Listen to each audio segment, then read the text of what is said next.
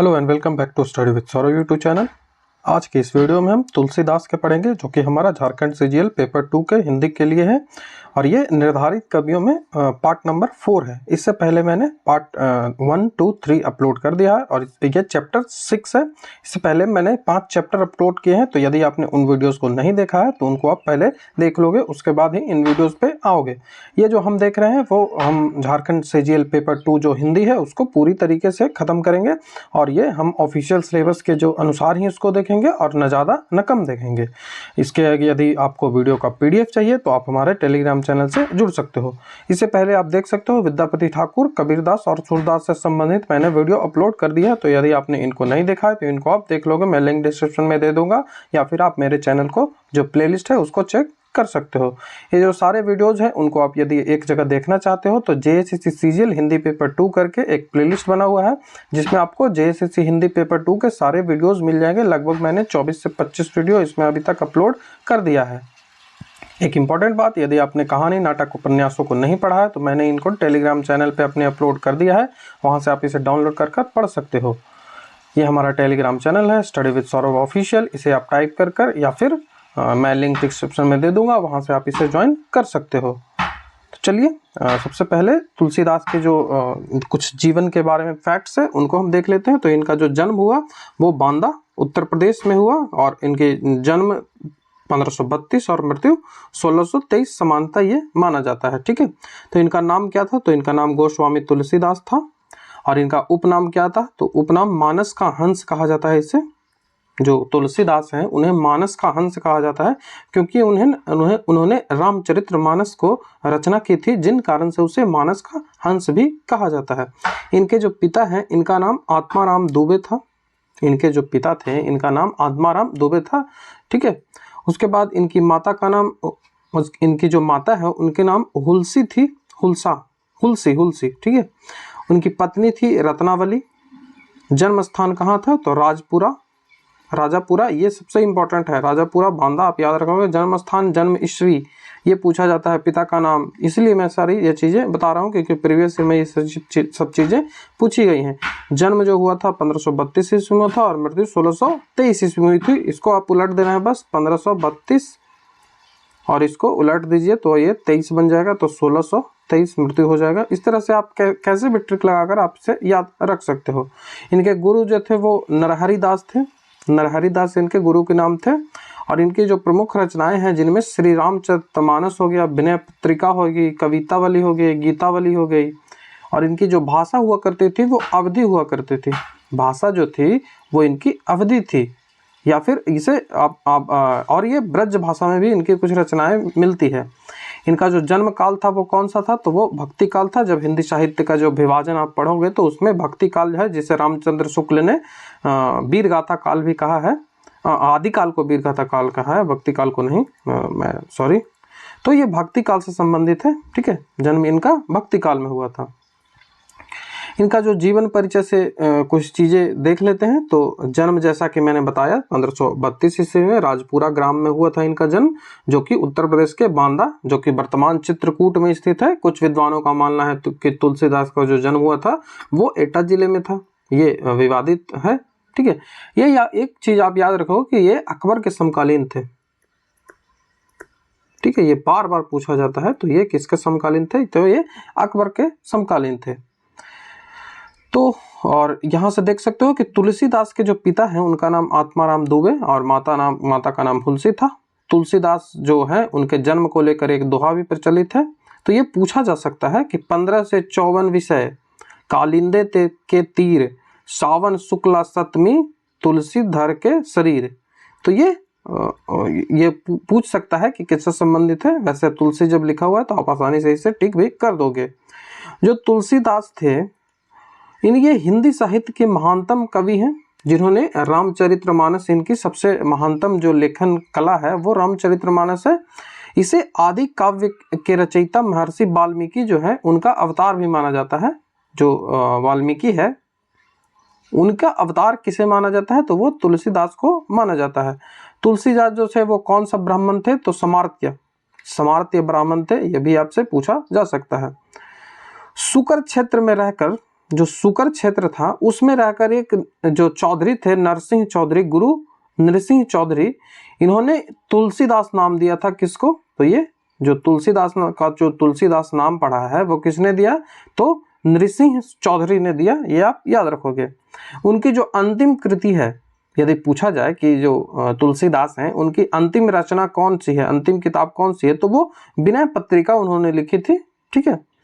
चित्रकूट के घाट पर भई संतन की भीड़, तुलसीदास चंदन घिसे तिलक देत रघुबीर। ये जब कई सारे किंवदंतियां हैं, उनमें जब जो भगवान राम हैं वो तुलसीदास को साक्षात दर्शन देने आते हैं, तो उसी समय वो बच्चे का रूप धरकर आते हैं और तुलसीदास से मांगते हैं चंदन। तो वही लिखा हुआ है यहाँ कि चित्रकूट की घाट पर, जो चित्रकूट था उस एरिया में ये रहते थे, तो चित्रकूट की घाट पर भई संतन की भीड़, तुलसीदास चंदन घिसे तिलक देत रघुवीर। तो ये हनुमान जी ने कहा था, जो रचनाएं दी गई है किंवदंतियां जो है उसमें ये हनुमान जी ने ये कहा था कि चित्रकूट के घाट पर भई संतन की भीड़, तुलसीदास चंदन घिसे तिलक देत रघुवीर। तुलसीदास का जो बाल्यकाल था वो क्या था? तो तुलसीदास जो उनका जो जीवन था, बचपन का जो जीवन था वो काफी संकटों में गुजरा था।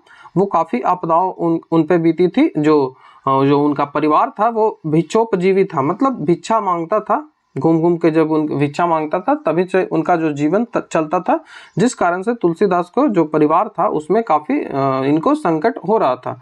एक जब आपके जब परिवार है उसमें जब अर्थ संकट हो, अर्थ मतलब धन होता है, जब धन का संकट हो और धन के संकट के गुजरते समय यदि कोई नया सदस्य आता है आपके घर में तो उसका स्वागत कतई नहीं किया जाता है, उसे हर्षजनक नहीं माना जाता। हर्ष मतलब खुशी होती है, तो उसे खुशीजनक नहीं माना जाता।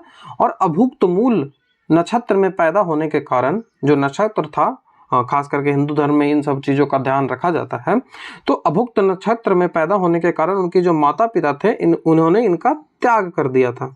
और उसी समय जो तुलसीदास की मुलाकात किससे हुई? तो नरहरि दास से हुई थी। तो नरहरि दास ही इनके गुरु बने और जो लालन पालन इनका हुआ था वो इन्हीं के संरक्षण में हुआ था।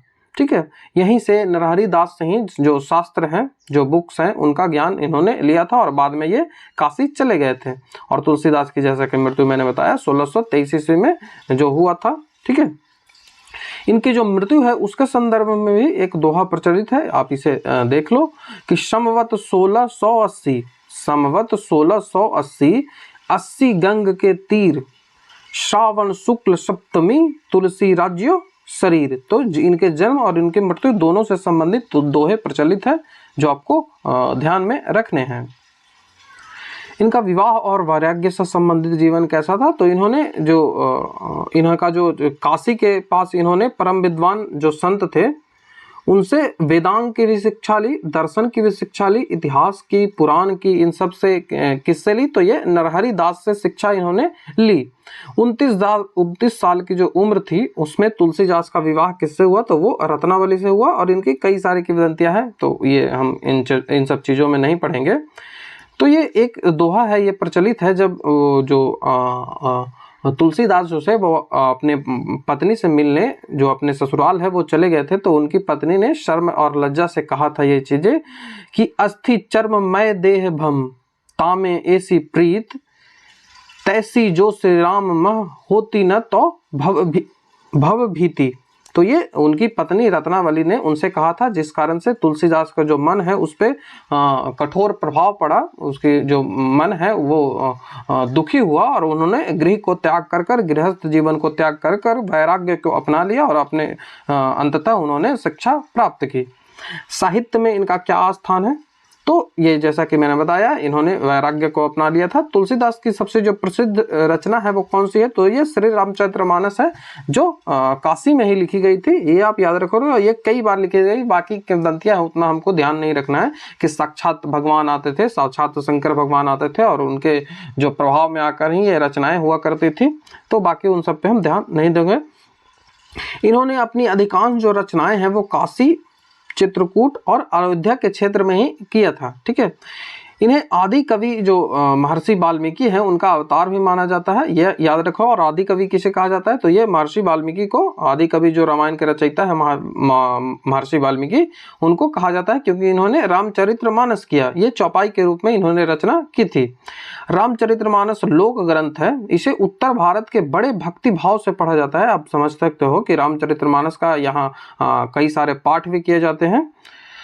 उसके बाद महाकाव्य श्री रामचरितमानस के विश्व में 100 सर्वश्रेष्ठ लोकप्रिय काव्य हैं। काव्य मतलब कविता, ठीक है। तो 100 सर्वश्रेष्ठ कविता हैं, उनमें इनका 46 नंबर स्थान आता है, ये आप याद रखोगे। विनय पत्रिका थी, वो जो तुलसीदास थे उनके सबसे अंतिम रचना थी। तुलसीदास की महत्वपूर्ण रचनाओं पे यदि बात करें तो तुलसीदास की बहुत सी रचनाएं हैं, लेकिन प्रमाणिक तौर पर सिर्फ 12 ग्रंथ ही माने जाते हैं। यदि प्रमाण के तौर पे देखा जाए तो इनके सिर्फ आपको 12 ग्रंथ ही मिलेंगे, जिसमें रामचरितमानस सबसे प्रमुख है। और तुलसीदास के जो 12 के 12 ग्रंथ है उसका डेट के साथ मैंने यहाँ पे टाइप कर दिया है। जैसे रामचरितमानस माना जाता है कि 1574 ईस्वी में इसकी रचना हुई थी। रामलला नचहूँ ये 1582 ईस्वी में हुई थी। बरवै रामायण 1612 ईस्वी में। पार्वती मंगल 1582 ईस्वी में। जानकी मंगल 1582 ईस्वी में। रामाज्ञा प्रश्न 1612 ईस्वी में। उसी तरह से कृष्ण गीतावली 1571 ईस्वी में। उसके बाद गीतावली 1571 ईस्वी में। साहित्य रत्न दोहावली 1583 ईस्वी में। वैराग्य संदीपनी उसके बाद विनय पत्रिका 1582 ईस्वी में। तो ये जो सबसे इनकी पुरानी है वो कौन सी है, तो वो विनय पत्रिका थी। इसके बाद इन्होंने कुछ और इनकी रचनाएं हैं जो प्रमाणिक तो नहीं है लेकिन इनको भी माना जाता है, जैसे गीतावली, कवितावली, ये सब तो आप साथ में याद रखते हो। तो कवितावली एक है, एक हनुमान बाहुक हो गया, एक सतसई हो गया। उसके बाद वैराग्य संपदिनी जो को मैंने यहाँ पे आपको बता भी दिया, ये 1612 ईस्वी में प्रकाशित हुआ था। Encyclopedia of religion and ethics, encyclopedia of religion and ethics में जो जॉर्ज गियर्सन है जो कि एक व्याकरणाचार्य हैं, इन्होंने जो 12 ग्रंथ हैं इनका उल्लेख अपने जो ग्रंथ है encyclopedia of religion and ethics, इनमें इसकी चर्चा की है।